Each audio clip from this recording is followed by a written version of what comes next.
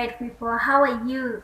God is good all the time, and all the time, God is good. I just hope that you are keeping safe, washing your hands, keeping distance, and what else? Wearing masks. Because things, no matter how simple they look like, they will help us defeat this deadly disease, coronavirus. Mimi niko na hope kwamba very soon things will be okay. So follow the guidelines being given by the government and everything will be okay, by our church leaders, and don't take it for granted, especially wazazi. Please stop.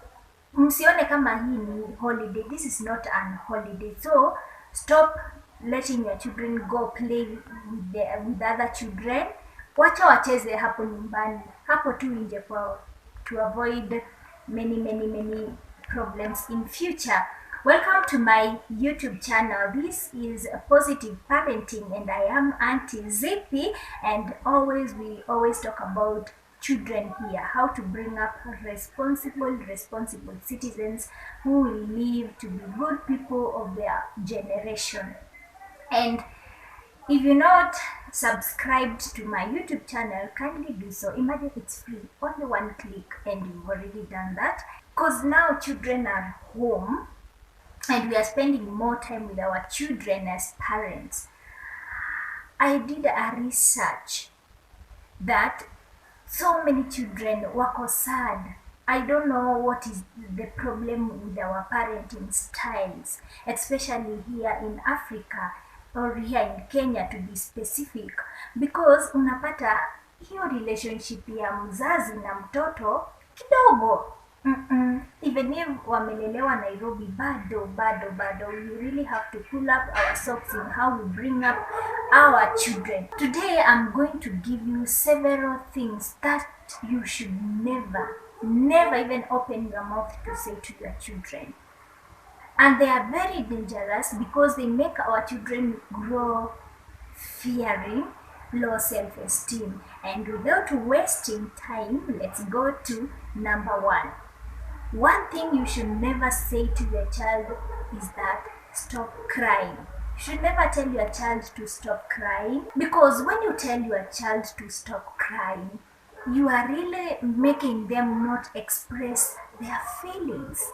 Instead of telling them to stop crying, you come and ask them, you seem to be crying, you are so sad, what is the problem? But don't tell, stop crying, nyamaza ama nikuchape. No. Na hata hujui nini namfanya alie. Labda alikuwa anacheza nje, amekuja nyumbani akilia, nikupate tena unalia, nitakucharaza, utaniambia kama ni mimi nimekuambia uende nje. Really? You should never tell your child to stop crying, because it is a way of expressing their feelings. Now, it is good to cry, even to big people, even grown-up people. It is good to cry, because when you cry, you let something go. So never tell your child to stop crying. We have a great chance of bringing up our children in a different way. So usiwahi ambia mtoto acha kufanya hivi na hivi. Give them a better option. And number two, never tell your child to hurry up, because learning to our children, it is a process. It is a try and error process to our children. So at least they are trying to learn how to do things, how to dress themselves, how to apply mafuta kwa mwili yao without us helping them. So please look for a way of telling your child to hurry up, but never yell at them, hurry up. No. You can even tell them, my dear, you've really taken quite some time on tying these shoes. Can I help you? Because we are running out of time. That's a nice way of telling them to hurry up. And number three, you should never tell your child, good job. And if you have to do it, you really have to be specific, because our children should not learn to get like always affirmations from us or from anyone to make them feel nice. You be specific in whatever you are telling your child good job at. For example, If they've cleaned their room, you can tell them, good job for cleaning your room. Good job, you've cleaned your room on time. Good job, you finished your homework on time. Good job cleaning your toys. Yeah, be specific in whatever you are saying. And number 5, never tell your children, wait until mom or dad comes home. For example, this is for our house managers. When a child maybe does wrong or wants something, you should never tell them to wait. For example, if a child has done a mistake, you should not tell them, wait for your mom and dad, they will come to punish you. Never postpone that, because hata hatajua kwa nini anakuwa punished or disciplined. Learn to act to behavior of our children instantly. Number 6, never tell your child, why can't you be like your sister or more like your sister or your brother or your friend? Because they can only be better version of themselves. Comparing them will not change anything. It will just demoralize them, and their self-esteem will just go down. They cannot be like their sister because they are not. They cannot be their brother. They can only be themselves. When you compare a child, they feel smaller in terms of capability. They feel like, oh, my sister does better than me, and they will never pull up their socks. They'll never be better version of themselves. They will always be doing something to look like their sister, because they know, oh, mom loves my sister, mom loves the way my sister washes utensils, so they will just want to copy and paste the behavior or the character of their sister or their brother or their friend. Learn to love your child the way they are, because you cannot get a child like that. Never tell your child you are so, for example, you are lazy, you are negative, you are dirty, you are stubborn, especially the negative things. Because whatever you say to a child sticks in their minds, and they will emulate that. If you tell them you are lazy, wake up you lazy boy, they will know, oh, mom knows I'm lazy, so I will not do my homework, and I will not even go take a shower and just sit down, I'm lazy. You are stubborn. If you tell your child you are stubborn, they will never listen anything from you or from anyone, because they know my mom says I'm stubborn. Because I've seen many parents witnessing this. For example, they are talking to other parents na watoto wanacheza pale. Hey, huyo junior wangu ni mang'aa sana, na huyo mtoto tu ako hapo. Imagine, it sticks to their minds. Na hata wakifanya nini, they know they are stubborn. You always tell them they are, so they become what you say. Number 8, never tell your child, leave me alone, I'm busy. And this happens so many times in our families. For example, tuseme mom amebeba extra work to do at home, ama anapika, ama something like that, ama daddy anakuja, mtoto needs attention. And let me tell you, hakuna mtoto atahitaji attention if they don't want something. Trust me.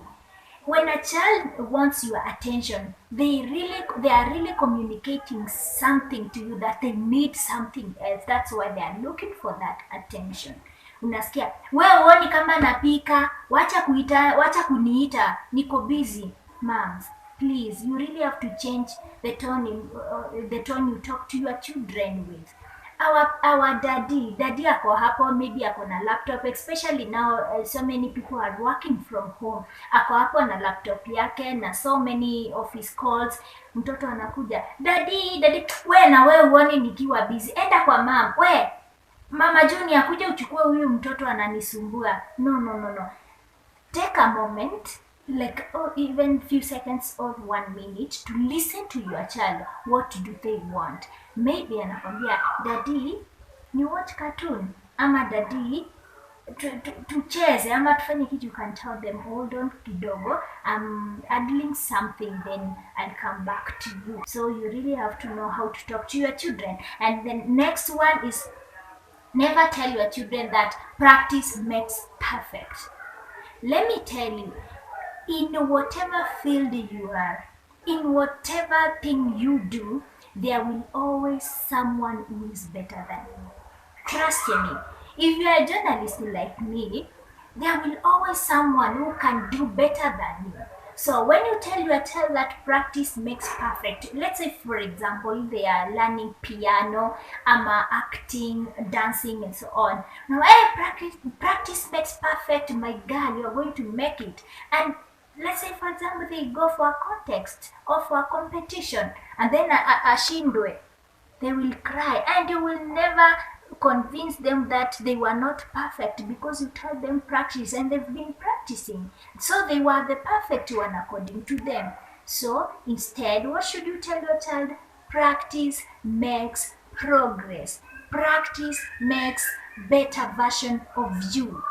Let them have that clear thing in their mind that they are not the best always. There will always someone who's better than them, and that way when they are amongst other children or other people, even when they grow up, they will not have a problem of being defeated ama wakishindwa kufanya kitu ama if they see someone else doing better than them, they will not have a problem. They will learn to accept that. So from today, parents and everyone who is watching this, practice doesn't make perfect. Practice makes better version of what you're doing.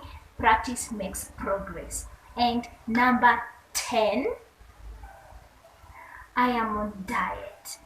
And that thing I know now, for example, wale watu wamekuwa wakisema I'm looking for a time to work out.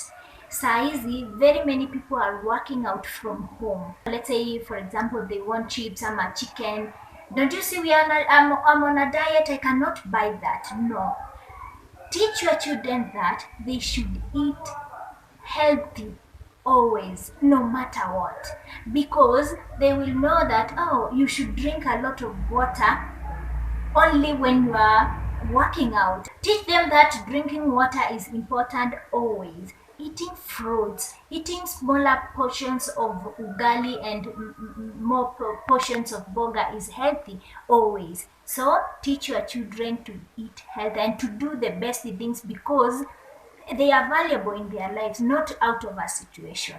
The next one, you should never tell your child, don't talk to strangers, because people are helped by people. And not always that you will be around your child. Always. No. When you tell them not to talk to strangers, they will have fear in their hearts, in their minds. Whenever they see someone they don't know, they will always think that they will harm them. Because mom said, don't talk to strangers. Strangers are bad. No.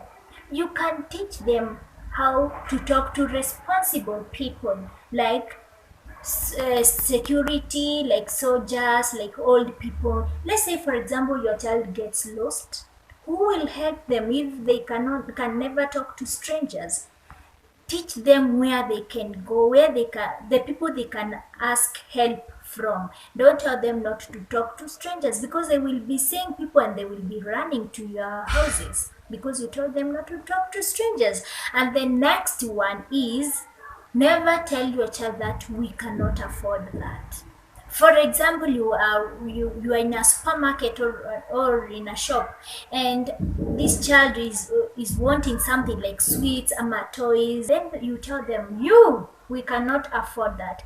No, you should look for a better way to communicate to your child, because you let them know, my parents are poor, they cannot afford that, and they will never ask anything from you. They will never be free talking to you. If you tell them we cannot afford that, let's go. For example, nilienda pale the Wells, and then there was this Indian couple who walikuja kufanya shopping. Then mtoto alikuwa analilia they are called Kinder Joy. They are called Kinder Joy, those things. And hapo zilikuwa zina cost 30 bob, and I know you can get them even 10 bob kwa shops. So huo mtoto akachukua hapo kakitu akarusha kwa kikapu. Let me tell you, Even nikashindwa, kumbe pia the white people do that to their children. Alichunwa, ikachukuliwa, ikarudishwa na akaachwa akilia, hata wakilipa bill kwa line kanalia. So I was just wondering, really, there is a way you can tell your children, no, we are not buying that. You can tell them, oh, you want a doll, but remember you wanted a pen. What if we get a pen? Or remember we need some bread. See, I've bought a lot of bread. I've bought some juice. I've bought a lot of milk. Let's go first eat that, then I'll see what to do next time. It was a very bad picture. Learn how to tell your children no. And the last and not the least, never tell your child, let me help you, unless they ask for your help. For example, let's say they were doing their homework or something else. Let's say they were trying to dress up themselves. Then unaona, na huyu kanafanya vibaya ama something like that, umwambie, let me help you. No, let your child tell you, mom, can you help me? Because they are learning how to do things by themselves. They are learning to be independent. Nakumbuka nikiwa, I was in form 2, and there was this small boy of my a distant cousin. Akakuja nyumbani, and tulikuwa na shosho kwa nyumba ni Nairobi. So huyu mtoto hakuwa anajua kuvaa shati, anaambiwa shika shati uvae. Akiva anazunguka nayo hata iva like haifiki kwa mgongo. Tukijaribu kumsaidia, shosho wangu anasema no, acha avae, hata akivaa mpaka saa 7, let him wear by himself. Yes, shosho alikuwa anajaribu kutuonyesha that you should let the child do it by themselves, hata kama alikuwa anaisema maybe in a negative way, but to some extent she was helping this child to know how to dress by himself. So never tell your children that let me help you. Like there are these parents, unapata mtoto hata ako class 8 na hawezi jipikia a simple meal like even indomie ama spaghetti. Everything is done by their parents. Hata manguo wanaoshewa, kila kitu wanafanyiwa. Teach your child to be independent. Akienda high school ama akienda college, kutafanyika nini? I remember tukiwa campus, kuna msichana ati walikuwa na maid nyumbani, wanaoshewa kila kitu, wanapikiwa. Kwani wao wanafanya nini? Walifika aje like 20 years mtu kama hajui kujipikia? Parents, don't bembeleza your child so much, because when they grow up, they will blame you. It will come back to you. Teach your children how to be independent as early as possible. And that is what I had for you today. I hope you will learn and pick some things that you can change in how you talk to your children. And kindly subscribe to my YouTube channel.